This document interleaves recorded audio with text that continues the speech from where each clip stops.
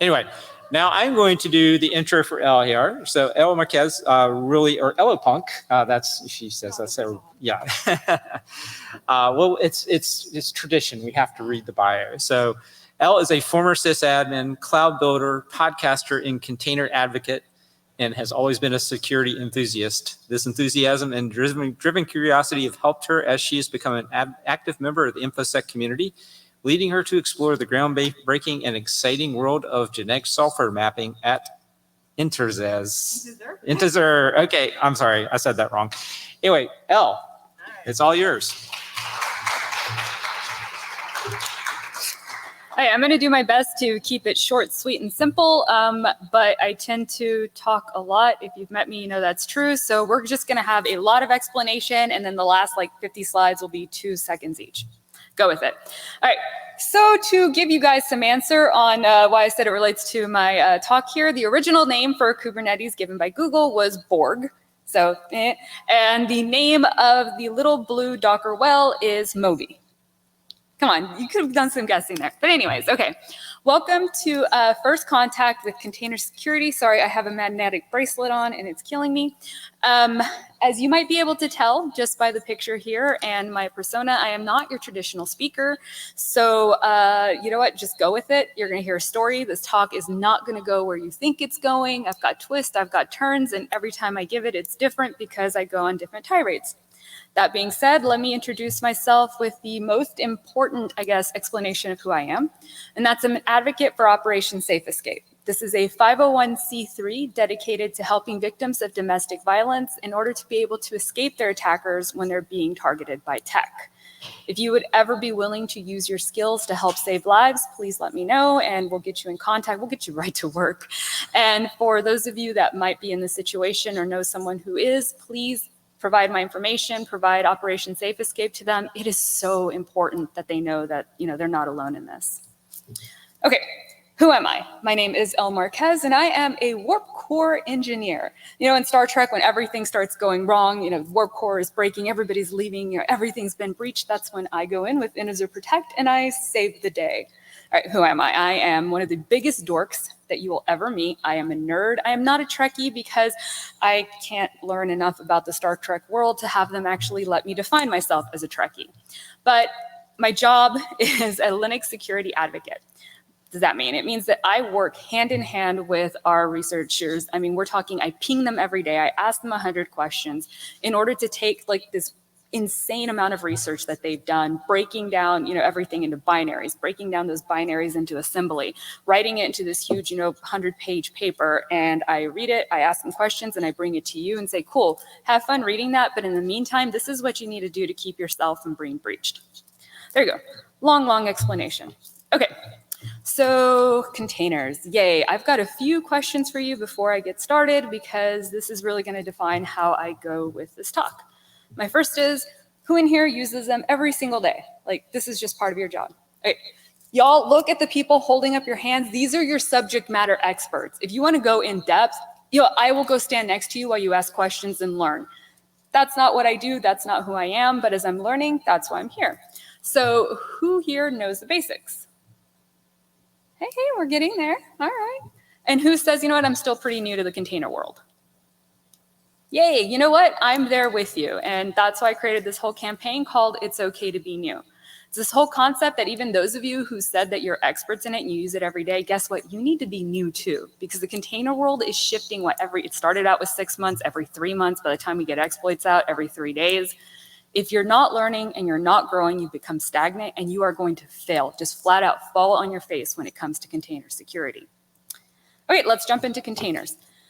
When we start looking at container security, we start focusing on Kubernetes. That's where everybody wants to go. Okay, maybe you'll go OpenShift. Fine, I'll start slow and do Docker.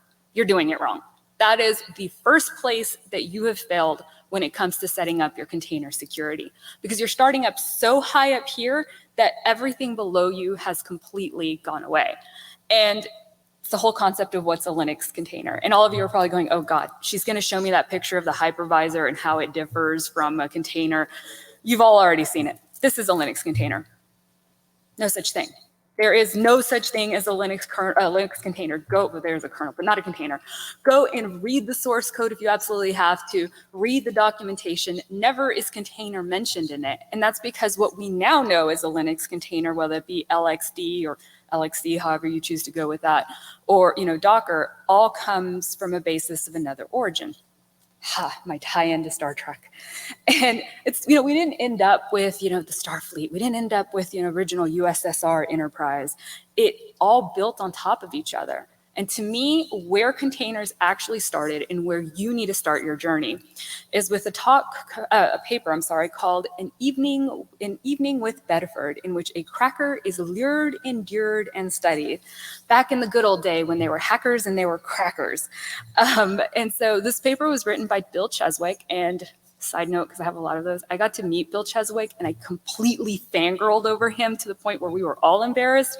And I told him I'd bring his paper in every single time I do a talk on this. And he goes, oh, that explains my network traffic, spikes. So make sure you visit it so he knows that I mentioned him again.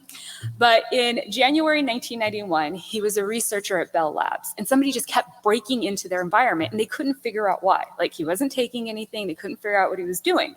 So he decided to set up a little trap, lure it, would eventually become what we know as a honeypot.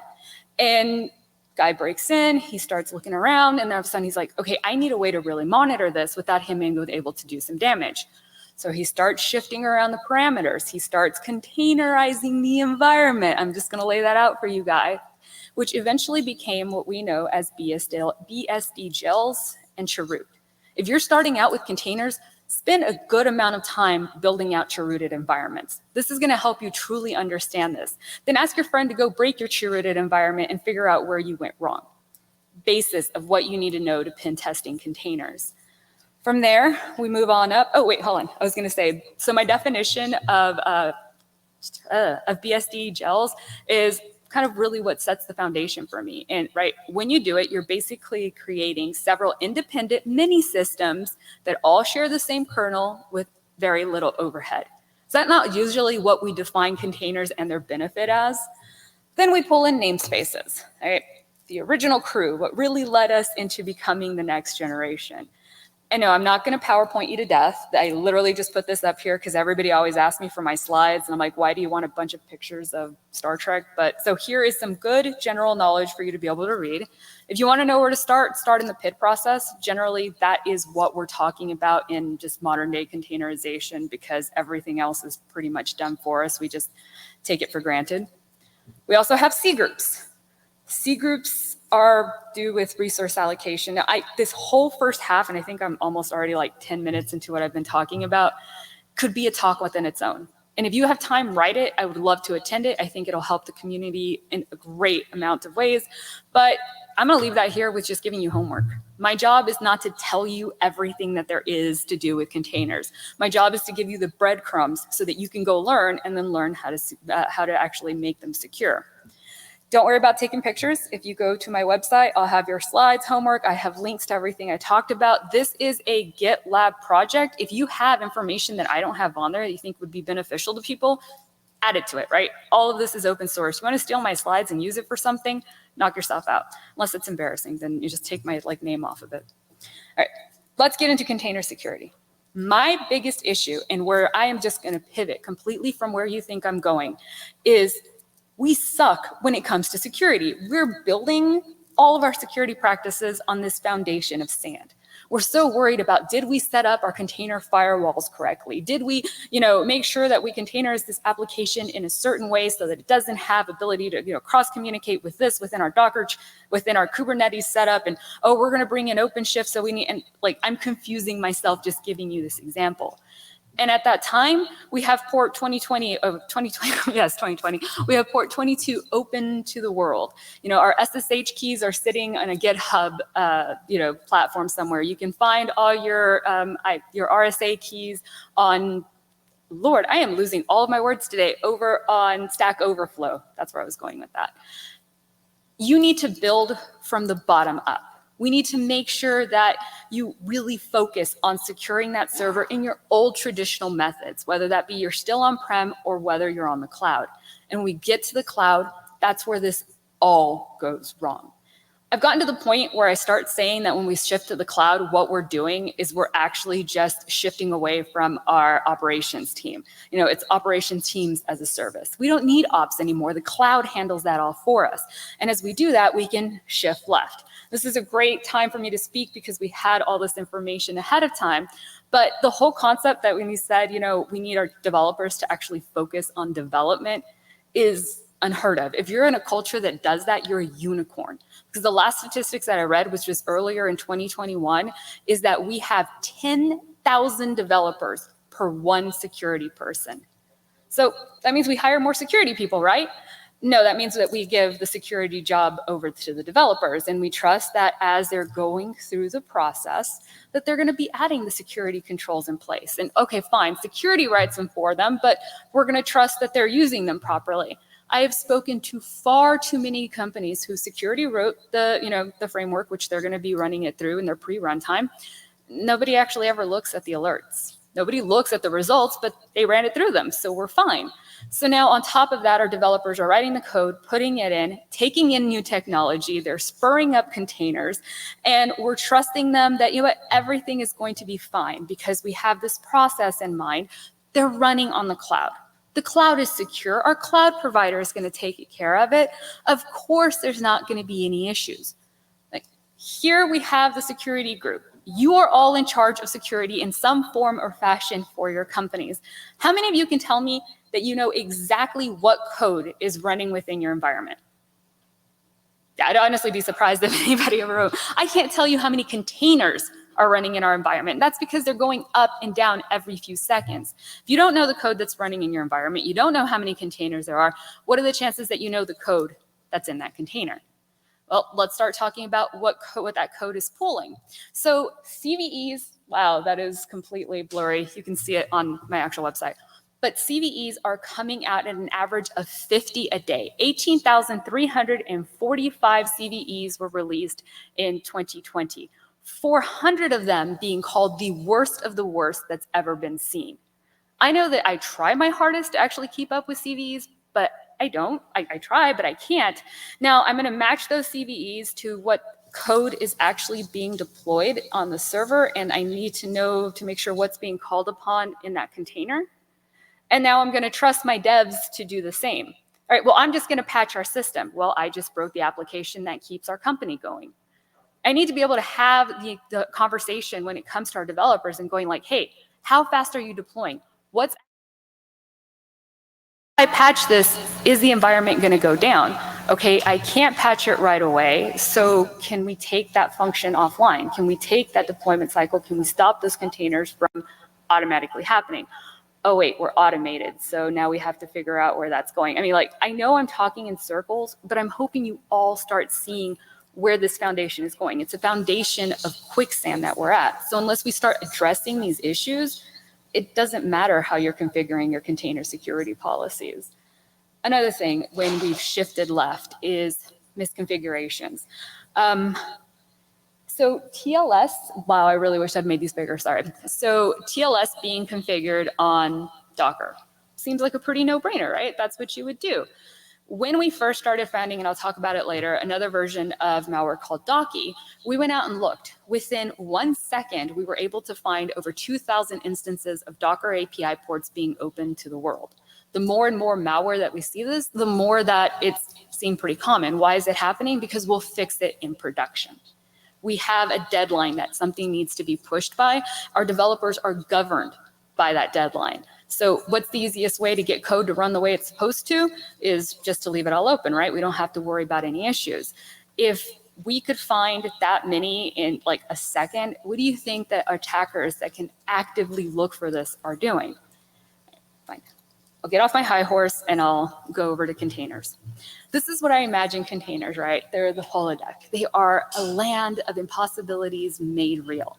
That's really what companies are viewing containers at. Manager goes and reads a magazine. He's like, oh, containers will fix everything. Let's do it. And one thing that as security individuals we know is if there's a way to get in properly, there's going to get a way to get in the way you're not supposed to. I have to make my Star Trek reference here. It's like when the Borg were able to get into the holodeck and go in and attack Captain Picard because the safety measures had been taken off the holodeck and they could actually get hurt. Nobody seems impressed by the fact that I knew that. But all right, that's where we stand within containers. When containers get breached, we're all like, what happened? There's no way. I mean, literally go Google cloud breach or ping or Bing or whatever you do, DuckDuckGo, cloud breach, and you'll be able to find that this is an everyday occurrence. And this is kind of where I get the most frustrated is when I started out as a Linux admin, there was a Linux is secure by default by my point, and hopefully every one of you just cringed. But now we've gone to the cloud is secure by default. Containers are secured by default. Therefore, containers in the cloud, I mean, you can't get any more secure than that. And that makes us let our guard down. And like, because you're in this room, you know that container security is so important. And you know that you want to research it. And you were probably hoping that I was going to give you a point by point on exactly how to contain your environments. And I hate to tell you, but the way that you do it all starts with, it depends. It depends what the culture in your company is like. And that is not on the people front, but on the who owns what. Security, do you own network security? Is that basically what you're doing? You're monitoring the perimeter, you're acting in response time every time you get hit. Are you working as ops? Are you responsible for the network security and the server sides themselves? Are you responsible for the security of the cloud? Where do the devs fit in? It's an extremely taxing situation, which I wish I could give you the answer to, but that's where your whole DevSecOps relationship comes in. The first step to container security, once you've actually worked on your host, is figuring out the lines of delegation. What are you actually in charge of? What are your devs and your ops in charge of? And that's the only way that you can actually build out that attack plan. So the malware that I was talking about, called Docky. Now, Docky is a fascinating piece of malware when it comes to container security. Because what do we rely on when it comes to containers? We rely on that pre-runtime scanning, right? We need to make sure it's coming from the Docker hub. We need to make sure that there's no malicious code in it. We need to, here is our checklist of security that we want the devs to do before it deploys.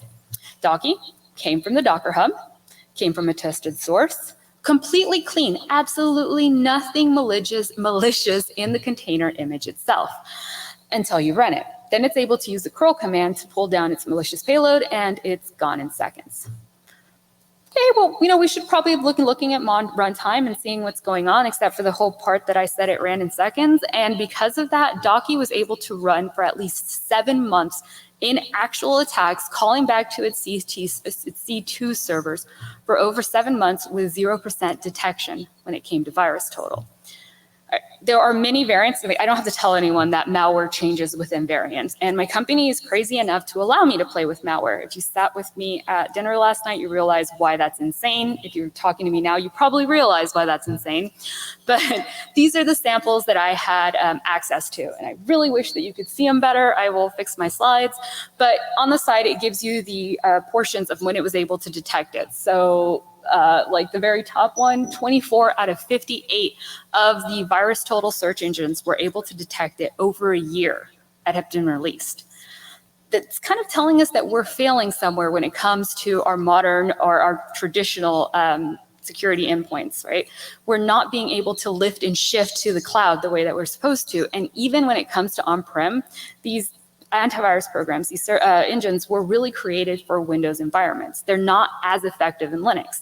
So now we have Linux cloud servers running containers, and we're expecting them to pick things up just as quickly. You might say, Ell, because you guys talk a lot, as you can hear as your quietness. You say, Ell, give me a minute. You know what? It was a new piece of malware. Not everything catches up. We have to give some time for everything to shift. Well, that's great. We're doing that while your environments are being compromised. And it wasn't a completely new piece of malware, because inside of it, it had code from the ACBackdoor code. There was literally malicious code that we already knew about being reused in this within this image. And what it did is it gave it the ability to actually execute commands. Right? That was part of the malicious payload. Yet when that was run inside of your container, we didn't pick it up. And then the commands were executed and it broke out of your container. And we didn't pick it up. Side note, because I like to go on tangents, ACBackdoor, when it was discovered, 0% detection rate. And I was talking to some Windows guys last night, so fine, you had us beat. When it came to the Windows variant, none of them picked us up. So what is my whole tangent on this section about? Can I say this? I don't want to say it. Screw your antivirus programs. There was a time and there was a place where you could rely on them, and that's out the window. Am I saying, I want to make a Windows joke there. Am I saying, don't use them ever? No, but I'm saying you can't have blind faith in them. That can't be what your security posture is around, specifically when you have so many layers going up from the server up to the container, out through how many environments. All right, I promise I'm getting to the point here. Well, they're all the point, but I'm wrapping up. So the cloud providers are secure by default. I actually loved what was brought up in the keynote because I didn't know that we'd actually already had that Azure breakout as of 2016 going up to 2018. And guess what? Earlier this year, the original version of this was called We Hacked Azure Functions, in which we were able to go in and gain root within an Azure function container breaking out of Docker. Must have been so complicated, right? These are advanced techniques, so much so that I can tell you what happened. So we went in and ran nmap. And then we were able to find open ports. All right, that's pretty complicated. And then we found one for Nginx, and we're very excited, except somehow that one actually didn't have like things that could be compromised on it. So what do? We do recon. We went to GitHub, and we found an image from a Microsoft employee that kind of showed us how things worked, and we were able to change that image to edit the sudoers file. Ta-da, we're root. That's it. If you don't believe me, there it is. I have a link to the actual blog post. You can actually go in and read more on the technical analysis and how the code actually worked, what they were able to do. So like I said, originally it was written as We Hacked Azure Functions. Stuff happens. I'm sure you all know how that works when you're disclosing things. So the name of the article is different, but just click on the link. And you can trust me, just click on the link. So that's your homework. Read it. Seriously, I am not trying to promote Azure whatsoever. It's on there. But our researchers do some amazing work. And this one was done by a guy named Paul. And his mind just blows me out of the water because he took something that we see so difficult and just broke it down into pieces.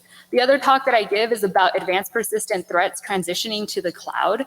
So much so that in 2016, the government was like, hey, you guys might need to be careful. APTs are targeting managed service providers. 2018, they were like, okay, they've breached it. They're in. Be careful. 2021, September, earlier this month, they came out and they're like, okay, so they've been breached. You need to accept this. These are some of the steps that you can take to take care of yourself. So you've shifted to the cloud. You're figuring out your cloud security now. You've gotten rid of ops because who knows them. And now, you know what, just to make things easier, we're going to use the cloud providers' containers.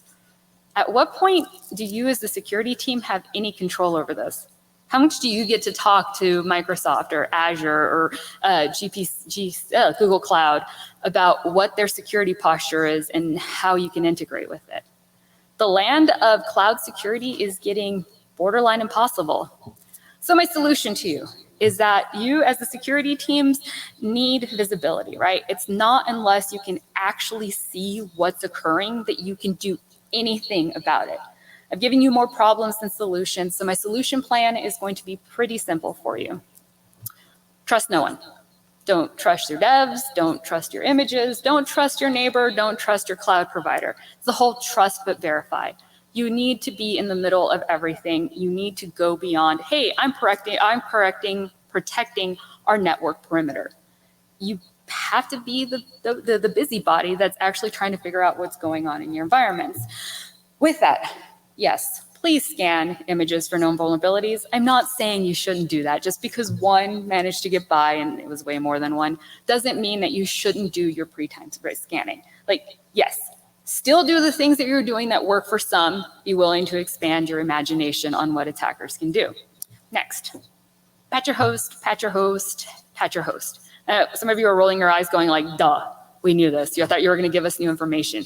Cool, then why can I go on Google right now and find 15 instances in which in this week you were able to be breached because the host wasn't patched?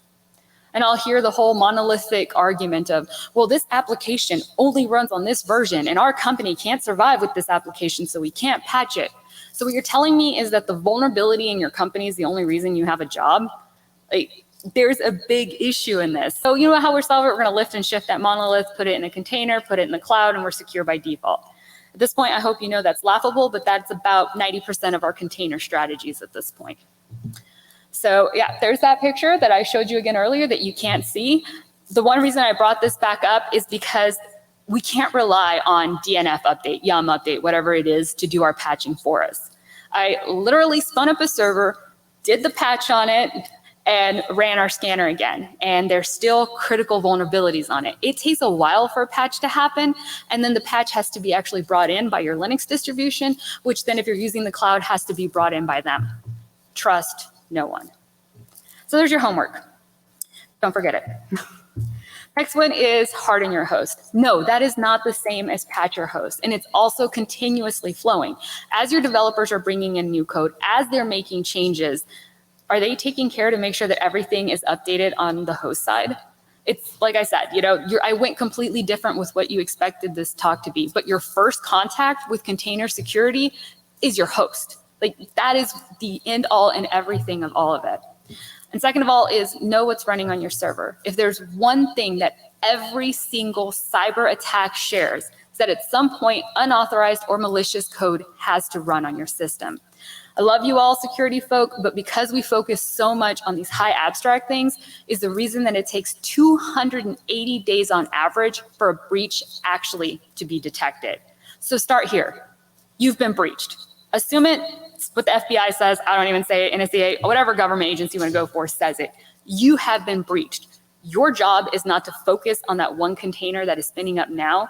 Your job is also to focus on the 500 that spun up earlier and what consequences they could have had. So I tried to keep this short and beautiful so everybody could get back on time. With that, I am a binary freak. Feel free to hit me up with one of our t-shirts, but overall I'm saying thank you. Feel free to hit me up after questions so we can get out of here for everybody, and don't forget your homework. Thanks very much.